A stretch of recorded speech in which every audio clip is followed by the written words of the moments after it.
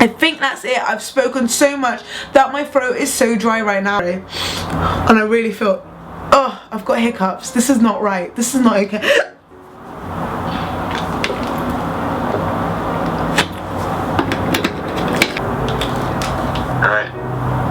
Right, Omar? Alright, Omar Kamal. You're currently being filmed on YouTube right now because I'm filming. What do you mean I'm currently filmed on YouTube and that? You're on YouTube? Well, I feel like I've made it. Shut up! Should be up here. And my Snapchat. Shot. Aloha. Aloha.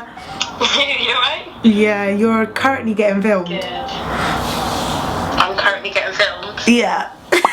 Oh, hey YouTube, what up? What up?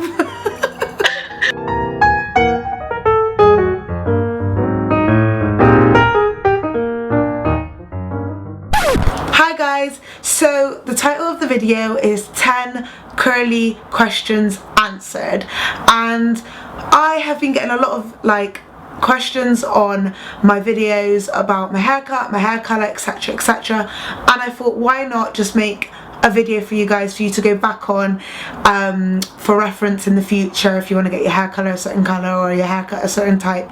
Why not film a video and just tell you guys? A really popular question that always gets asked to me is, what colour is my hair and what colour, how do I achieve this colour? So originally I was a dark brown brunette. My hair was very dark. It was a very Arab hair colour, I would say, and I really wanted to go light. I wanted brown, caramel, and in between kind of a light brown and a caramel. That's the kind of colour that I really wanted to achieve. So I went there and I brought a load of pictures of the colour that I wanted and asked them to achieve this hair colour for me, and they did. I was so happy with the colour they achieved, and yeah, what they did was put a lift on my hair colour, which was a natural dark brown, as you can see from my roots, and then it went a really light colour, and I was thinking even like ash blonde. It went that light. I didn't expect it to go that light, but yet again it was virgin hair at the time, so it went super light, and then they put like a hair dye on top of it to achieve this colour. And on the hair colour chart, they said to me, when I asked them what colour is my hair for you guys, they said to me that was in between a colour 6 and a 7. They mixed kind of those two colours together to achieve this hair colour. So yeah, when I go get my roots done, they always put a colour 7 or 6, because basically my hair colour always fluctuates between like a really light brown colour and like almost ash blonde to like a kind of dark light brown colour. So it always depends on what colour my hair is at the time, and it always changes without the year, and it always changes without the year. So basically it's either a 6 or a 7, or they mix both of them together. And I never ever dye my hair by myself, because honestly I'm so clumsy. My hair will end up some crazy colour like green or something. So basically I do not dye my hair at home. I always go to the salon. And if you're looking for your hair to stay healthy and basically not singe your hair off, because obviously our hair is typically dry, curly hair is dry, you need to be careful with all these chemicals, and you don't really know what you're doing. So I don't recommend you guys box dyeing your hair at home. I mean, save up your pennies and go to a salon and get the hair colour that you really want. And yeah, and if they mess it up, they can always fix it as well. Whereas if you mess it up, then you're gonna have to fix it, and then what? It's just an endless cycle. So go and get your hair done professionally. It's definitely worth it. Another question that is quite popular and gets asked quite a bit on my channel is, what is your haircut? So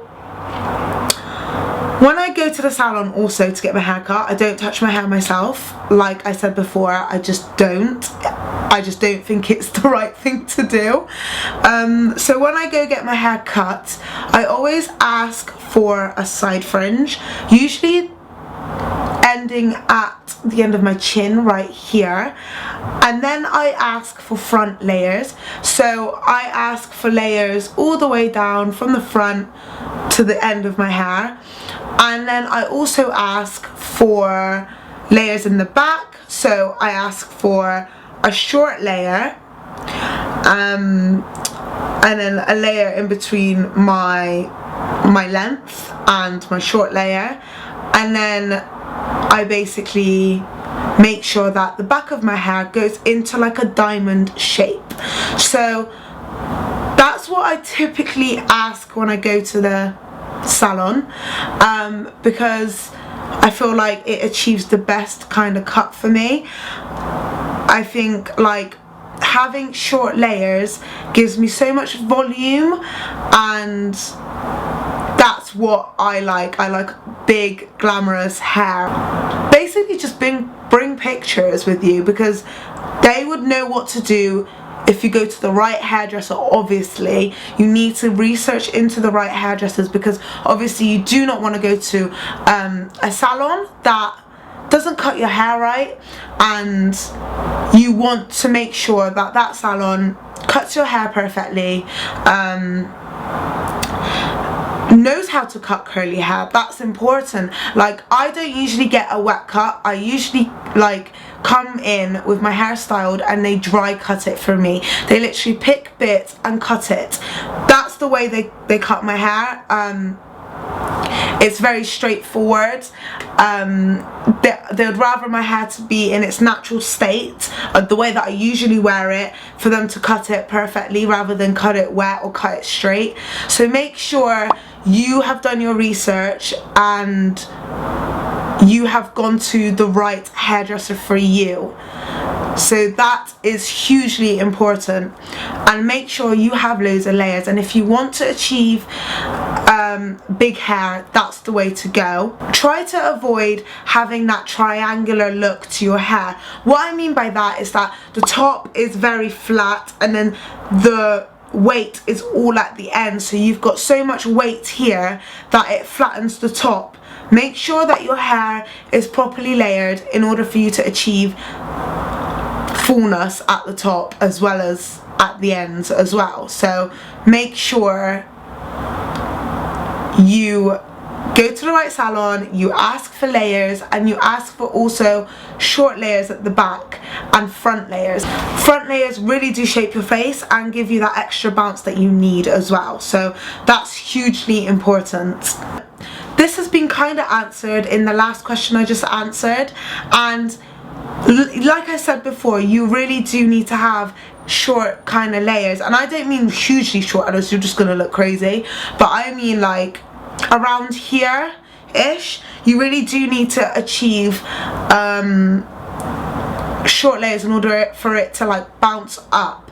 Have you realized that if you cut your hair, or you cut your hair short or whatever, it always bounces up and shrinks? Well, that shrinkage will happen at the top and then give you like more volume at the top.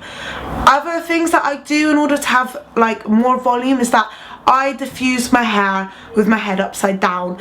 That is massively important.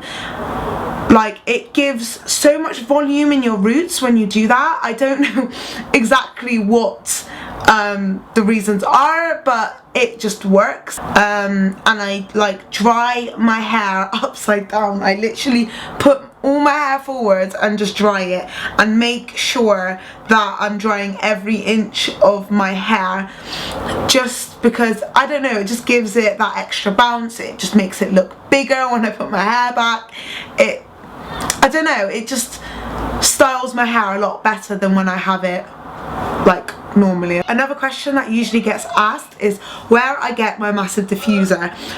If you haven't seen my massive diffuser, then this is how big it is. I achieve the biggest, bounciest curls with this diffuser head. It is amazing, and if you haven't got one, I highly recommend you getting one. It will change your life. It cuts out your dry time by like half, first of all. Second of all, it is just perfect. It just makes your curls look so healthy and big and bouncy, and if you've got the same kind of curl type as me, this is perfect for you. This is called the Diva Professional Styling Diffuser Head, and I got mine from lookfantastic.co.uk. You can also get it off Amazon as well. And yeah, so those are the two places that I know that sells the Diva diffuser. And what's so great about this, you can pop it on to any hairdryer. It's a universal diffuser, so it's perfect if you don't want to invest in a whole like new hairdryer and diffuser sort of set sort of thing. How many times a week do I wash my hair? Okay, so I wash my hair properly with a shampoo and conditioner once a week, and it's usually either a Saturday or a Sunday, depending on what I'm doing for that weekend. But I always wash my hair once a week, and throughout the week I also do a co-wash. If you don't know what a co-wash is, then you kind of need to know about it, because it's a way to refresh your curls mid-week, and that's just washing your hair with a conditioner. That's what a co-wash means, is to wash your hair with a conditioner during the week, just to refresh your curls and get that bounce back and those curls pop in again. So that's what I do. I wash my hair once a week and co-wash once a week midweek. Do I comb my hair? The only time when I brush my hair is before I go into the shower and during my shower as well. So I use a tangle teaser in my shower. So when my hair is wet and I've got all the conditioner, I like to put the conditioner all over my head and detangle my hair with a tangle teaser when I'm washing my hair, like properly get all the knots out before I go into the shower as well. I also detangle my hair, and I use a detangler leave-in conditioner, because I feel like the tangles come out a lot more easier when I have a leave-in conditioner. The one that I use and that I highly recommend is the Kinky Curly Not Today, and it looks like this. I bet you've heard so much about this product because it has been blasted all over YouTube, and it's so popular and it's worth the money. This cost me around $12.99, something around them lines, and I adore this product. I'm obsessed. It makes my hair so soft as well. I use it before I go into the shower to detangle my hair, and then I use it when I'm styling my hair. So yeah, this is the Kinky Curly Not Today. This is the Kinky Curly Not Today natural leave-in detangler, and it smells like candy floss. I mean, what else do you want? So one question that was asked was how I got my hair to bounce back and be healthy again after I damaged it so much while I was straightening it. So I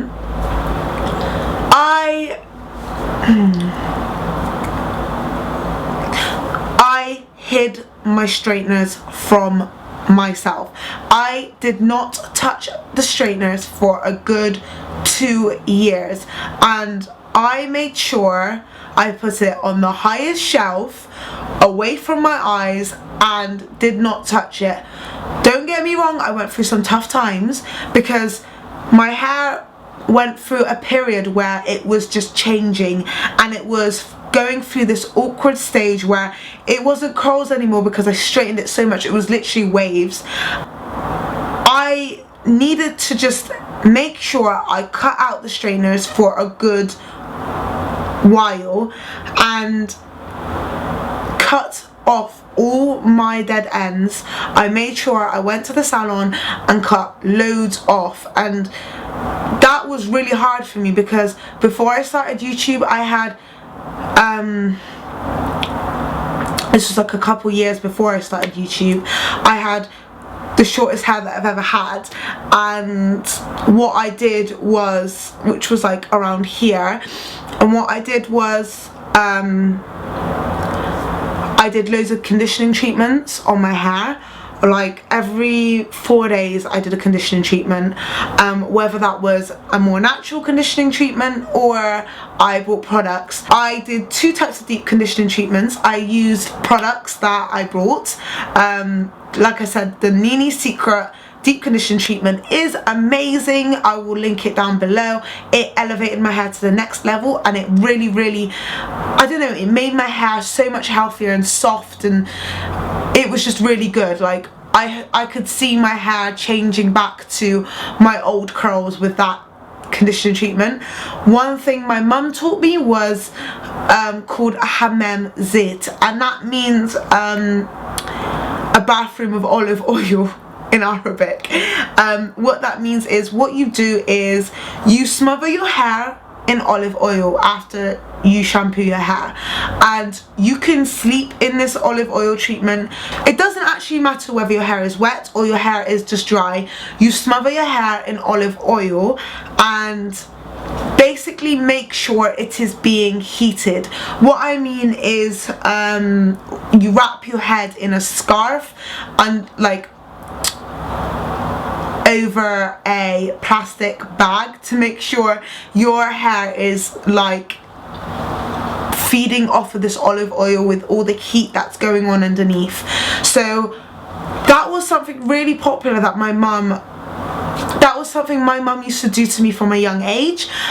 It's a very Arabic tradition, and I thought I would do that as an adult. I would do it to myself, and again I saw a lot of differences in my hair when I did do those conditioning treatments. And what you need to do is basically cut out those dead ends and then almost put your hair through therapy in order for it to grow and get your curls back.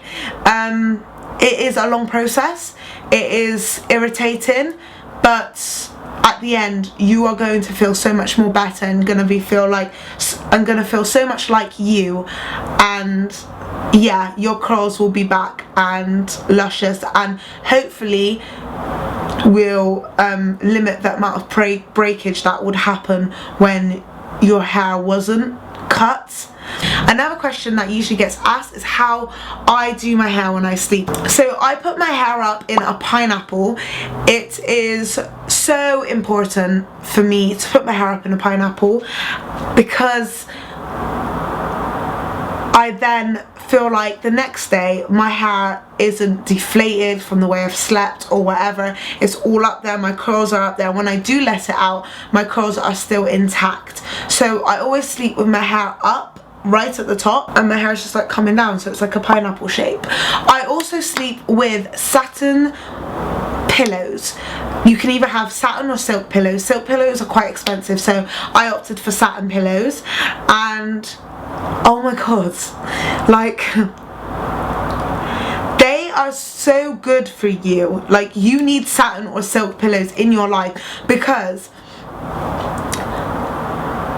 literally there isn't that much rubbing against the cotton when you sleep on normal cotton sheets, and when you wake up your hair looks exactly the same as when you had it yesterday. So I've styled my hair yesterday or whatever, I slept with my satin sheet pillows, and then today my hair looks exactly the same, and I'm like, what? Hold on a second. So basically my second and third day I can have my hair like down, and it not look frizzy or messy.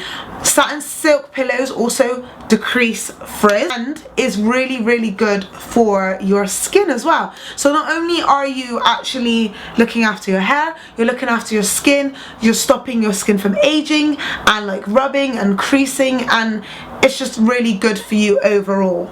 So I've been asked about what my hair type is, and my hair type is a 3A/3B curl type. You can have more than one curl type, by the way, and I've realized this throughout a period of time, that the hair at the bottom is a lot more looser as the curls at the top, and this is because I have two types of curls, and this is because of the length. So obviously my bottom length is a lot longer, so my curls are a lot more stretched out, whereas the top curls, like I said, I've got a lot of layers in my hair. The short layers are very curly. So I have two types of curl types in my hair, and that is a 3A/3B. One question that also gets asked about, and I want to kind of touch upon, is minimizing frizz and coping with it. Basically, a lot of us curly girls hate it when our hair gets frizzy, and especially in the summertime, our hair mixed with the humidity just gives us some crazy amounts of frizz, and yeah, it's just, there is no in between when you have curly hair. It's one extreme to the other, and you know how it is. So you need to look for products that work for you. So I kind of think that normal mousses and gels and stuff isn't that good for your hair, and doesn't allow your hair to breathe, and gives this like hard sticky residue to your hair that just doesn't feel right. So I've recently found a product that is really good and explains itself as a mousse. This product is the Sheer Moisture Coconut and Hibiscus Frizz Free Curl Mousse, and this looks like this, and it is so good, you guys. So this explains itself as a curl mousse, and what it does is exactly that. It holds your curls and stops frizz, and what you have to do is basically do for me it's 3 to 4 pumps. It says 2 to 3 on there, but I always go a bit extra, and basically scrunch into your hair before you diffuse, and like I said, there's like hardly any frizz anymore. I mean, sometimes you get that good frizz, don't get me wrong, there is good frizz. Whether or not you admit it or not, there is good frizz. Why is there good frizz? Because you want your hair to look big. Like, sometimes you want a bit of frizziness at the bottom or underneath or somewhere, just to give it that extra oomph, that big look. So I'm not afraid of frizz at all, but sometimes I do kind of want it to look more curly than frizzy, if you know what I mean, and this helps me achieve that. And yet again, it's from Sheer Moisture. You know how much I love that line, and this did not let me down in the slightest. I love this product. So yeah, those are your 10 questions. I hope you've enjoyed this video. I thought, you know what, I really do need to answer your questions, and I'm not really good at explaining when I'm writing to you guys in the comments or whatever, so I thought, why not film it in a video and just get it over and done with. Follow my Instagram, that should be up here, like my Facebook page, that should be somewhere around there, and my Snapchat name should be down here. So make sure you follow my social media, guys. I would love it if you did, and then told me like ideas for like new videos and stuff. And if my video gets liked enough, I'm thinking that I should film a new curly hair routine, because I have switched up a lot lately, and I think it's about that time, isn't it? So yeah, just please follow, like, subscribe, comment and everything like that, and I love you guys lots, a lot. See you guys later. Bye.